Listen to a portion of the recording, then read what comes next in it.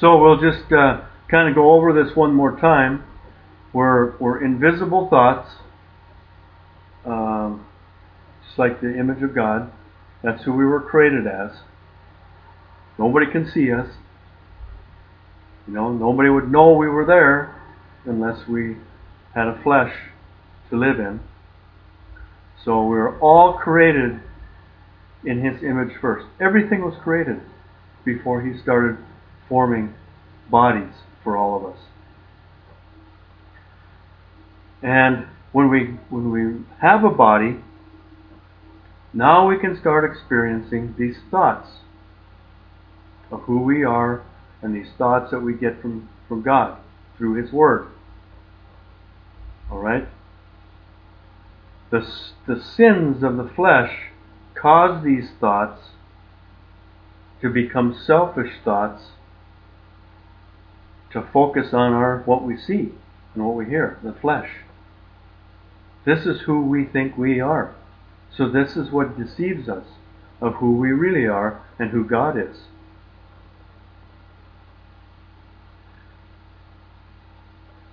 Because of this, we have people that get involved in religion. They sense God, and once these prophets and Jesus and the saints came around, then they had some words spoken through these people to use to relate to this sense of God that they had. And this was the start of religion. No, they were all deceived. They don't understand who God is, but they insist they do. We can't argue with them because they're deceived. And this goes all the way back to the Babylonians and, of course, the Hebrews, the Israelites. Those two peoples from Noah after the flood, those two groups went their ways, and one became thought with the more clear thoughts of who God was, and they told their stories about God, the flood, the creation, and all these things. But the Babylonians focused more on their flesh and became really deceived and started religions. And that's where all religions came from. Now, there was no religions in Israel. They were just a people who knew God, and that's where all the prophets came from. And as time went on, after Moses came and he got him out of Egypt, God took Moses, commanded Moses to take them out of Egypt. Then a whole new thing happened with them. They became religious. They started looking at once they got the law and commandments, they started looking at their flesh. But that was part of the deception God wanted. He wanted them to be deceived. So this law was for that purpose. And then, of course, every religion that came from all those people, from the Babylonians, from the Jews, it's all deception. They can't understand what those words meant, and because of their sins caused them to think differently with basically lies is what they are. Okay, they were speaking lies to each other. So everybody today is speaking lies. There's no truth in it. Why isn't there no truth in it? Because of their sins in their flesh. And I spoke lies for 54 years. So I know all about lying. I didn't know I was lying. Nobody knows they're lying. We all think we're good. Even the evil people think they're good. Well, what's evil? Evil is what the good people think of people that sin worse than they do. That's where religion comes from. They believe other people are sinners, not them. They're righteous, self-righteous. It's all deception.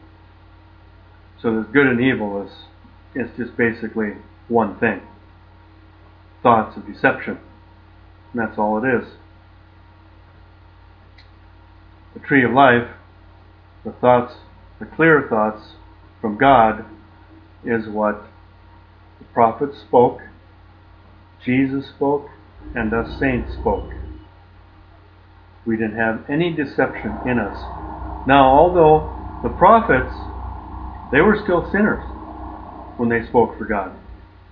But because of their faith and their obedience to the Word, God was able to speak through them without this deception interfering their thoughts. So they only spoke the words God gave them. So they had to be really trained by God in order to do this. Because it's very, very difficult to speak words of God with your memory and your own thoughts going. There's two different things there. So they had to be very, very obedient to God. Every single word they had to be totally trusting God for, and know that it came from God. Otherwise, they wouldn't have been able to speak prophecies, deliver the law and the commandments and all that God wanted them to speak.